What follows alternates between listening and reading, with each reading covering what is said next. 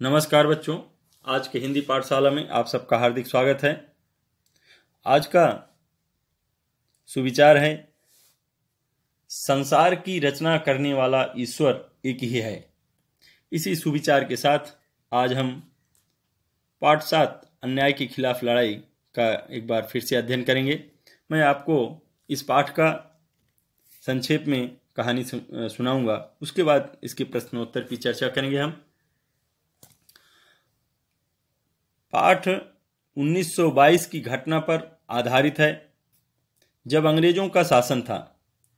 ऐसे में आंध्र के कोया आदिवासी संघर्षरत थे, जिनके नेता थे श्री राम राजू। अंग्रेजों के सरदार वेस्टियन ने आंध्र के जंगल के बीच सड़क बनाने के लिए कोया आदिवासियों का मुफ्त में शोषण करने की सोची। यह बात श्री राम राजू को पता चली तो उन्होंने सबको कहा कि यह अन्याय है और आप लोग विरोध करो, जैसे गांधी जी करते हैं। दिल मजबूत कर कोया आदिवासियों ने जंगल में धनुष तीरों से अंग्रेजों के दांत खट्टे कर दिए। अंग्रेजों के कारतूस खत्म होने पर अंग्रेजों ने इन आदिवासियों की फसल जला दी कि ये भूखे मर जाएंगे। लोगों की हालत देखकर राजू ने आत्मसमर्पण कर दिया। सेना का मेजर गुडॉल मंपा गांव में डेरा डाले हुए थे। राजू को गिरफ्तार करके उसके सामने पेश किया गया। गिरफ्तारी की खबर सुनकर आसपास के गांव के लोग करोड़ों की संख्या में वहां इकट्ठे होने लगे। मेजर गुंडाल मन ही मन बहुत अधिक खुश हो रहा था। उसे कहाँ उम्मीद थी कि उसका शिकार खुद जाल में फंसने चला आएगा। राजू मांग कर रहा था कि उसे कचहरी में पेश किया जाए और कानून के हिसाब से उसके साथ बर्ताव हो, पर गुंडाल का कोई इरादा नहीं था कि कोर्ट कचहरी के चक्कर में राजू को अपनी जान बचाने का जरा भी मौका मिले। बस उसके इशारे पर कुंचु मेनन नाम के एक सिपाही ने राजू पर गोली चलाई और उसका काम तमाम कर दिया गया। इस तरह अल्लूरी श्री राम राजू अपने लोगों की खातिर शहीद हुआ। इसके बाद कोया आदिवासियों का आंदोलन टूट गया, पर अंग्रेज सरकार ने अच्छा खासा पाठ पढ़ लिया था। वह समझ गए थे कि आदिवासियों के साथ मनमर्जी नहीं की जा सकती। तब से आदिवासियों के हितों की रक्षा करने के लिए विशेष कोशिश करने का फैसला हुआ। अपने देश के इतिहास में कोया आदिवासियों ने अन्याय के खिलाफ लड़ने की मिसाल स्थापित की। तो इस तरह से ये अन्याय के खिलाफ जो लड़ाई है, इसका मैंने आपको एक बार फिर से समझाने का प्रयास किया। आशा रखता हूं कि आप लोग ये सारा समझ भी गए होंगे। अब आगे हम इसके प्रश्नोत्तर की चर्चा करेंगे। पहला प्रश्न है इसमें, किस बात से पता चलता है कि वेस्टियन स्वभाव से बहुत क्रूर और अक्खड़ था? वेस्टियन एक तहसीलदार था जिसे अंग्रेज सरकार द्वारा सड़क बनवाने का काम सौंपा गया था। सड़क निर्माण में मजदूरी की आवश्यकता पड़ती, इसलिए वह कोई आदिवासियों के पास गया और अमानवीय तरीके से आदिवासियों को काम करने के लिए मजबूर करने लगा। जब किसी आदिवासी ने काम के बदले में पैसे की बात की तो वेस्टियन बहुत ही क्रूर तरीके से उनसे बोला, हुक्म बजाना नौकरों का काम होता है, आगे से यह सवाल मत पूछना। इन सभी बातों से यह स्पष्ट हो जाता है कि वेस्टियन बहुत ही क्रूर और अक्खड़ स्वभाव का था। प्रश्न दूसरा है कि श्री राम राजू का पूरा नाम क्या था? आदिवासियों से इसका परिचय किस प्रकार हुआ?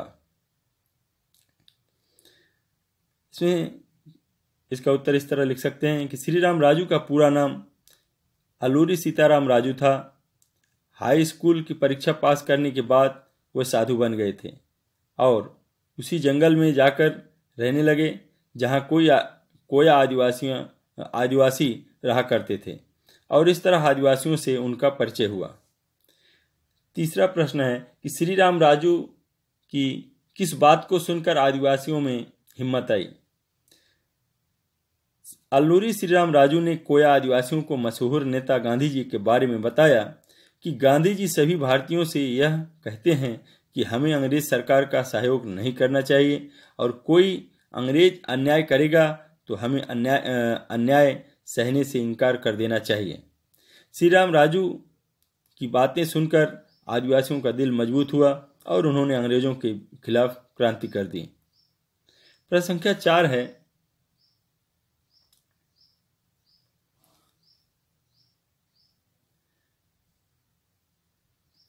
कि कोया आदिवासी भारतीय सिपाहियों का ध्यान किस प्रकार रखते थे।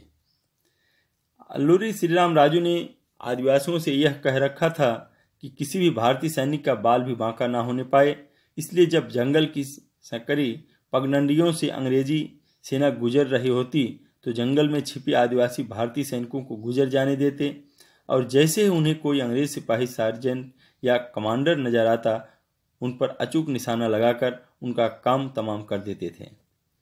प्रश्न संख्या 5 है कि श्री राम राजू ने अंग्रेजों के सामने समर्पण क्यों किया। जब अंग्रेजों ने जंगल के उन रास्तों को बंद कर दिया जिन रास्तों से आदिवासियों के लिए खाने की वस्तुएं आया करती थी और भंडार के रूप में एकत्र किए गए सारे फसलों को भी अंग्रेजों द्वारा जला दिया गया, तो भूख के मारे आदिवासियों का बुरा हाल होने लगा। क्रांतिकारी गतिविधियां भी शिथिल पड़ गई। ऐसी स्थिति में अल्लूरी श्रीराम राजू को यह लगा कि अगर वह आत्मसमर्पण कर दे तो अंग्रेज आदिवासियों को सताना बंद कर देंगे, इसलिए राजू ने अंग्रेजों के सामने आत्मसमर्पण कर दिया। अब इसमें प्रश्न संख्या 6 है जो कि उचित शब्दों से रिक्त स्थान की पूर्ति कीजिए। यहाँ उत्तर में प्रश्न संख्या 5 लिखा है लेकिन वो 6 है। तो इसमें पहला का है, उसमें जो खाली स्थान आएगा कि अन्याय के खिलाफ लड़ाई की घटना ... सन की है, मतलब 1922 की। फिर खा है श्री राम राजू ने हाई स्कूल तक की पढ़ाई की थी, तो वहाँ जो खाली स्थान है वहाँ हाई स्कूल लिखना है। और ग में मेजर गुडॉल मंपा गांव में डेरा डाले हुए था। और घ है श्री राम राजू को ने गोली मारी, यानी किसने गोली मारी, कुंचू मेनन। अब है बातचीत से, यानी लिखा है ना बातचीत के लिए, जो उसमें पहला प्रश्न है अंग्रेजों की क्या योजना थी। अंग्रेजों की योजना थी कि घने जंगलों और पहाड़ों को चीरती हुई एक सड़क बिछाई जाए और कोया आदिवासियों को सड़क के काम में नियोजित किया जाए। प्रश्न संख्या 2 है सड़क बनवाने का काम किसे सौंपा गया। शासन द्वारा सड़क बनवाने का काम तहसीलदार बेस्टियन को सौंपा गया। अगला प्रश्न है कि श्री राम राजू ने आदिवासियों को गांधी जी के बारे में क्या बताया। अल्लूरी श्री राम राजू ने कोया आदिवासियों को भारत के मशहूर नेता गांधी जी के बारे में बताया कि गांधी जी सभी भारतीयों से यह कहते हैं कि हमें अंग्रेज सरकार का सहयोग नहीं करना चाहिए और कोई अंग्रेज अन्याय करेगा तो हमें अन्याय सहने से इनकार कर देना चाहिए। अगला है प्रश्न संख्या 4 कि किस इलाके के आदिवासी लोग अन्याय के खिलाफ संघर्ष में कूद पड़े। भद्राचलम से पार्वतीपुरम तक पूरे इलाके के आदिवासी लोग अन्याय के खिलाफ लड़ने के लिए संघर्ष में कूद पड़े। प्रश्न संख्या 5 है बातचीत के लिए में से श्री राम राजू की शहादत ने अंग्रेजों को कौन सा पाठ पढ़ा दिया था। श्री राम राजू की शहादत ने अंग्रेजों को यह पाठ पढ़ा दिया कि आदिवासियों के साथ मनमर्जी नहीं की जा सकती, उनके अधिकारों की रक्षा करना बहुत आवश्यक है। अब है अनुमान और कल्पना वाले प्रश्न। इसमें है कि पहला प्रश्न है कि यदि श्री राम राजू की जगह आप होते तो क्या करते। इसे आप स्वयं मतलब पाठ के आधार पर अपने शब्दों में भी लिख सकते हैं। यदि श्री राम राजू की जगह मैं होता तो मैं भी आत्मसमर्पण कर देता, परंतु अपने भरोसेमंद लोगों से यह जरूर कहता कि अगर किसी अंग्रेज ने कोई भी ऊंच नीच की तो तुम अपने तीर धनुष से उनकी छाती भेद देना। अगला प्रश्न है ये, यदि श्री राम राजू अंग्रेजों के सामने आत्मसमर्पण न करता तो क्या होता। यदि श्री राम राजू आत्मसमर्पण न करते तो अंग्रेज संदिग्ध आदिवासियों को बुरी तरह पीटते, उनके निवास स्थान को उजाड़ देते और खाने की कमी के कारण आदिवासी भूखे मर जाते। प्रश्न संख्या 3 है कि अगर श्री राम राजू को कचहरी में पेश किया जाता तो क्या होता। अगर श्री राम राजू को कचहरी में पेश किया जाता तो उन पर राजद्रोह का आरोप लगाया जाता और उन्हें कुछ सालों की सजा होती। अब जीवन मूल्य से संबंधित जो प्रश्न है उसमें है कि जीवन अनमोल है, इस बात को ध्यान में रखते हुए बताइए कि अपनी भीषण समस्या का समाधान करने के लिए आप क्या करेंगे। मेरा जीवन बहुत अनमोल है और जीवन है तो समस्याएं आएंगी ही आएंगी। ऐसे में मैं पूरे शांत चित्त से समस्या का समाधान ढूंढता हूँ, क्योंकि मेरा यह मानना है कि ऐसी कोई भी समस्या नहीं जिसका समाधान न हो। कभी कभी जब मैं अपने स्तर पर समस्या का समाधान ढूंढने में विफल हो जाता हूँ तो अपने भरोसेमंद लोगों के अनुभवों का लाभ भी उठाता हूँ। अब अगला प्रश्न है, प्रश्न संख्या 2 जीवन मूल्य का, कि किसी ऐसी घटना के बारे में बताइए जब आपने किसी अत्याचार या अन्याय का विरोध किया हो, उसका परिणाम क्या रहा है। तो ये भी आप अपने अनुभव के आधार पर लिख सकते हैं, या कुछ आप जानते हैं जो भी, तो अपने अनुसार इसे लिख सकते हैं। लेकिन फिर भी मैं बता रहा हूँ कि कैसे इसे लिखना है। कि एक बार रेलवे स्टेशन पर जब एक व्यक्ति एक दरिद्र बच्चे को पैसे देने के बजाय उसे परेशान कर रहा था, तो मैंने उस आदमी को उसके अनैतिक कार्य के लिए बहुत बुरा भला कहा। मेरे इस कार्य से वह आदमी आत्मग्लानि से भर गया। उसने मुझसे और उस दरिद्र बच्चे दोनों से माफ़ी मांगी। तो इस तरह से हम लोगों ने ये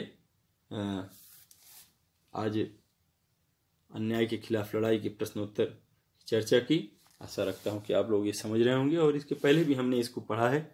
तो और जो भी आपकी समस्या है या कुछ परेशानी है, चाहे अभ्यास सागर से संबंधित प्रश्न हो या ज्ञान सागर से संबंधित या किसी व्याकरण को लेकर आपको परेशानी है, समस्या है, समझ में ना आ रहा हो, तो आप मुझसे व्हाट्सएप पे भी बातचीत कर सकते हैं या फ़ोन के माध्यम से आप पूछ सकते हैं। जैसा आपको उचित लगे वैसा आप कर सकते हैं।